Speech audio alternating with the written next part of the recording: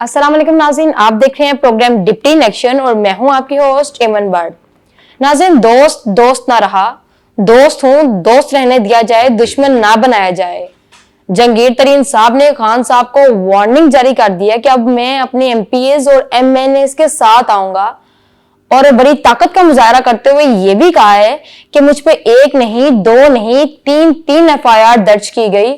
आखिर पूरे पाकिस्तान में 80 से ज्यादा शुगर मिल्स हैं, उनमें एक मैं ही नजर आया। क्या जंगीर तरीन पीटीआई में बगावत करना चाहते हैं? जंगीर तरीन की इस धमकी पे कप्तान साहब भी डट गए हैं। तो दूसरी तरफ लॉन्ग मार्च का नारा लगाने वाली पीडीएम भी जो है वो टूट फूट का शिकार नजर आती है। आखिर इसका जिम्मेदार कौन है, नून लीग या फिर जेयूआई? पीडीएम के टूटने के बाद क्या अब तरीके इंसाफ की बारी है? इन तमाम तर सूरत हाल पर बात करने के लिए नाज़रीन आज प्रोग्राम में मुझे ज्वाइन किया है सीनियर नायब सदर law division youth wing Sadia Adris ने। अस्सलाम वालेकुम। वालेकुम अस्सलाम। जी, कैसी हैं आप? जी मैं ठीक, अल्हम्दुलिल्लाह, अल्लाह का शुक्र। आप सुनाइए। अल्लाह का शुक्र, मैं भी ठीक हूँ। अच्छा, मुझे ये बताएं मैडम, आपके क्या आपको नहीं लगता कि पीडीएम की जो तारीख है वो मुकम्मल तौर पर ख़त्म होती नजर आ रही है? बिल्कुल भी नहीं। मेरा ख्याल है कि आपको भी ऐसा नहीं लगना चाहिए, क्योंकि आप देखें कि जिस दिन से पीडीएम की तहरीक चल रही है, मुखालफिन तो तभी से कह रहे हैं आज ख़त्म हो रही है, आज ख़त्म हो रही है। और मुखालफिन का काम है जी जी, वो आपस में दरार डालने के लिए इस तरह की बातें करते हैं, इस तरह के मैसेज देते हैं। अब ऐसी झूठी अफवाहें जो है उन पर मैं बिल्कुल नहीं यकीन रखती, और ऐसा इंशाल्लाह बिल्कुल भी नहीं होगा। बहुत जल्द आप देखेंगे पीडीएम की जो तहरीक है वो बड़ी कामयाब भी की सूरत में आपके सामने आएगी। अच्छा मैडम, मुझे आप ये बताएं कि अगर पीडीएम टूट जाती है, जी जी वही फॉर एग्जांपल मैं आपसे पूछ रही हूँ कि अगर पीडीएम टूट जाती है तो उसका फ़ायदा किसको होगा? जी, वो तो एक क्लियरली बात है कि फ़ायदा तो हुकूमत को ही होगा। ठीक है, फिर तो हुकूमत बहुत मजबूत हो जाएगी। जी जी, अभी तो हम देख रहे हैं कि हुकूमत आज जा रही है, कल जा रही है, परसों जा रही है, लेकिन अगर पीडीएम इत्तेहाद टूटता है तो फिर तो टोटली उसका जो है दो पार्टियों को फ़ायदा होता है। एक तो जो है पीटीआई को बहुत ज़्यादा फ़ायदा होगा, दूसरा काफ लीग जो कि ठीक है। कहीं ना कहीं आपको टूटी फूटी गवर्नमेंट में नज़र आ रही है, उसको भी इस चीज़ का काफ़ी फ़ायदा होगा। अच्छा मैडम, आप मुझे ये बताएं कि मौलाना फजल रहमान अचानक क्यों खामोश होते नजर आए हैं? क्यों अचानक वो खामोश हो गए? मौलाना फजल रहमान खामोश नहीं हुए हैं। मौलाना साहब जो हैं वो उनका बड़ा अच्छा एक अमल होता है। आप देखें पीछे भी उनके जो इत्तेहादी थे वो पीछे हट गए, लेकिन वो एंड तक पहुँचे। वो जो इरादा करते हैं वो उसको ना एक कामयाबी वाली साइड पे लेके जाते हैं, और अभी भी उनकी जो खामोशी है वो इंशाल्लाह उनकी कामयाबी की सूरत में सामने आएगी। जब बोलेंगे तो फिर वो सबके सामने आ जाएगी कि वो क्यों खामोश थे। ठीक है आप मैडम, ठीक है मैडम, मुझे आप ये बताएं कि पीपल पार्टी ने अगर शोकाज नोटिस का जवाब ना दिया तो पीडीएम क्या करेगी? देखिए जो है पीपल्स पार्टी वो तो पहले भी ऑलरेडी जो ना डबल गेमर रहे हैं। ठीक है, जरदारी साहब को सबका ही पता है, और मेरा ख्याल है कि पहले भी हम लोग ये बार बार पीछे काफ़ी अपनी इंटरव्यूज़ में कह चुके हैं कि मोहतरमा को जो है उन पे इतना बिलीव करना ही नहीं चाहिए था, जी जी, इतना ट्रस्ट करना ही नहीं चाहिए था जरदारी साहब पे। लेकिन अब क्योंकि वो एक पीडीएम के प्लेटफॉर्म पे साथ चल चुके हैं, तो उनकी भी एक चीज़ है कि जो उनके वोटर सपोर्टर था उनके सामने उनका भी चेहरा आ चुका है, वो भी बेनकाब हो चुके हैं। जो उनको लगता था कि वो पंजाब में अपनी बेटी को लाएंगे और यहाँ पे लाके वो कामयाबी वाली साइड पे जाएंगे, ये जो उनकी हरकत है अगर वो पीडीएम को नुकसान पहुँचाती है तो आप देखिए उनको भी काफ़ी हद तक नुकसान पहुँचेगा। ये सिर्फ पंजाब ही नहीं होगा, ये इंशाल्लाह सिंध में भी उनको नज़र आएगा। अच्छा ठीक है मैडम, मुझे ये बताएं कि श्री रहमान साहब ने भी एक बयान दिया है कि पीडीएम की किसी भी सियासी पार्टी को कोई हक नहीं है कि वो किसी दूसरी सियासी पार्टी को शोकाज नोटिस जारी करे, तो क्या कहेंगे आप इस पे? नहीं, श्री रहमान साहबा तो देखे ना, वो तो जैसे श्री मज़ारी साहबा के बयान होते हैं, यहाँ पे जो मामले खसूसी साहब हैं उनके जो हैं उनके बयान होते हैं, जी जी, इसी तरह श्री रहमान साहबा तो वही बयान देंगे लेकिन उनकी पार्टी की फेवर में जाएगा। वो अपनी पार्टी के अगेंस्ट तो कभी नहीं जाएंगे, वो तो जो जरदारी साहब का उनको इशारा होगा। अच्छा मैडम, मुझे ये बताएं कि आपको नहीं लगता कि मियाँ साहब को वापस आना चाहिए? अब बाहर जाने का नहीं, अब मुल्क वापस आने का मौसम है।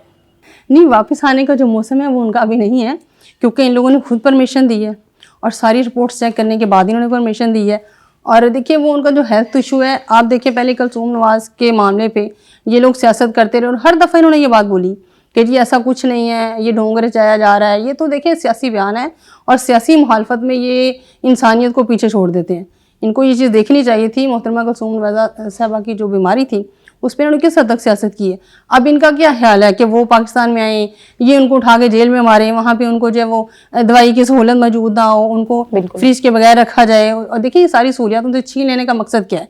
एक काम बंदा जो है उसको हम मानते हैं कि सहूलियात नहीं मिलती, लेकिन जो 3 दफ़ा काम उनसे वज़ीर आज़म है आपका, आप उसके साथ भी वही सलूक कर रहे हैं। तो आप क्या इंतकामी कार्रवाई का रवाज तो आप डाल रहे हैं। जब वो गवर्नमेंट में आएंगे या उनकी बेटी आती है या उनका भतीजा आता है, तो फिर क्या वो ये इंतकामी कार्रवाइयाँ दोहराएंगे नहीं?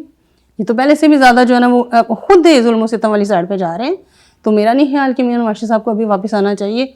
सबसे पहले उनकी सेहत है, क्योंकि वो उनका जो बयानिया है वोट को इज्जत दो वाला, और ये कि अदारे आज़ाद होने चाहिए, गुलामी की ज़िंदगी से हमें निजात मिलनी चाहिए। और आप खुद देखिए कि उनके दौर में महंगाई, बेरोज़गारी, ये सारी चीज़ें ख़त्म थी। एक पुरस्कून जो है ना पाकिस्तान में जो है ना एक अमन था। और मैं तो कहती हूँ मैं क्या गवारा था, क्योंकि महंगाई नहीं थी, बेरोज़गारी नहीं थी, ये सारे। और हेल्थ पे भी देख लें उन्होंने कितना काम किया है।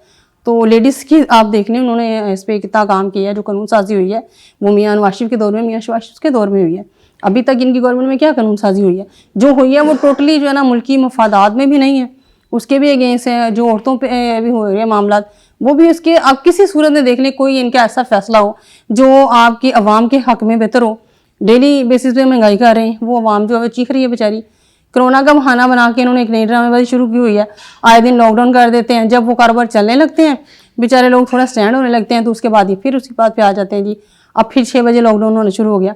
तो देखिए ताजर भी रो रहा है, हर तबका इस टाइम रो रहा है, आपका बिजनेसमैन भी रो रहा है, जो बेरोजगार बंदा है वो तो रोएगा ही रोएगा। तो मैडम एसओपीज का ख्याल भी तो, कोरोना भी तो चल रहा है, एसओपीज का ख्याल भी तो रखना है। कोरोना एसओपीज का देखिए ख्याल रखा जाता है। आप देखिए कि जब इनके सेमिनार्स होते हैं, जब इनकी कॉर्नर्स मीटिंग्स होती हैं, वहाँ पे कोरोना एसओपीज का ख्याल कहाँ रखा जाता है। अभी थोड़े दिन पहले मेरी गवर्नर हाउस में एक मीटिंग हुई है और मैं वहाँ पे गई हूँ, कॉर्नर मीटिंग थी। आप देखिए वहाँ पे 70 से 80 लोग थे। बिल्कुल ठीक है। और उसमें मेरी बड़ी खुशकिस्मती है कि मुखालिफ पार्टी से होने के बावजूद मुझे इनवाइट किया गया, मैं गई हूँ और मेरा बड़ा अच्छा रहा, बल्कि मुझे वहाँ पे बड़ा अच्छा मुझे रिस्पॉन्स मिला, मुझे अच्छी इज़्ज़त भी दी गई। लेकिन ये जो बात थी, मेरा ये सवाल वहाँ पे भी था कि अब जो है कोरोना नहीं है। आप फिर देखें कि बाज़ारों में देख लें, आपको कोरोना नज़र नहीं आ रहा। जो एक एक वैन में 35-35 लोग जा रहे हैं, वहाँ पे कोरोना नहीं है। जो बसेस में लोग सवार हैं उसको कोई कोरोना नहीं देख रहा। देहातों में आप देख लें, जो ये लोग हैं जाके वो देहातों में आप देखें सब्जियां तोड़ रही हैं हमारी लेडीज़, जो जाके बाहर काम कर रहे हैं खेतों में, वहाँ पे कोरोना इनको नज़र नहीं आ रहा। जहाँ पे अवेयर करने की ज़रूरत है, जहाँ सहूलियात देने की ज़रूरत है, वहाँ पे तो ये जा नहीं रहे। कोरोना सिर्फ उस वक्त इनको याद आता है, अभी जैसे अब के रमज़ान आ रहा है तो इन्होंने कहना है जी मस्जिदों में जो है ना वो कोरोना है, जी जी, वो उसका जो है ना एसओपीज़ का ख्याल रखा जाए।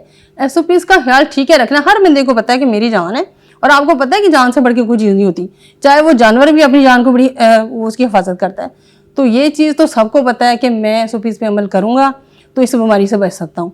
मेरा नहीं ख्याल कि अब कोई जाहिल से जाहिल बंदा भी है तो उसको भी कोरोना के बारे में अवेयर करने की ज़रूरत है। अच्छा मैडम, जहांगीर तरीन साहब के तो बयान आप सुन ही रही हैं कि दोस्त हूँ, दोस्त रहने दिया जाए, दुश्मन ना बनाए, तो क्या कहेंगी आप? उन्होंने ये भी कहा है कि 1 नहीं 2 नहीं 3 मेरे पर FIR दर्ज की गई हैं। तो क्या लगता है आपको पीडीएम के बाद क्या तरीके इंसाफ की बारी तो नहीं टूटने की अब? हाँ जी, जहांगीर तरीन साहब जो हैं देखिए इनके बड़े करीबी साथी भी हैं, इनके इन्वेस्टर भी रहे हैं, ठीक है, इनके बड़े क्लोज भी रहे हैं, इनका हर मामला जो उन्होंने सॉल्व किया है। तो मेरा ख्याल है कि इससे बड़ी आसान फरामोशी वाली बात तो कोई नहीं होगी।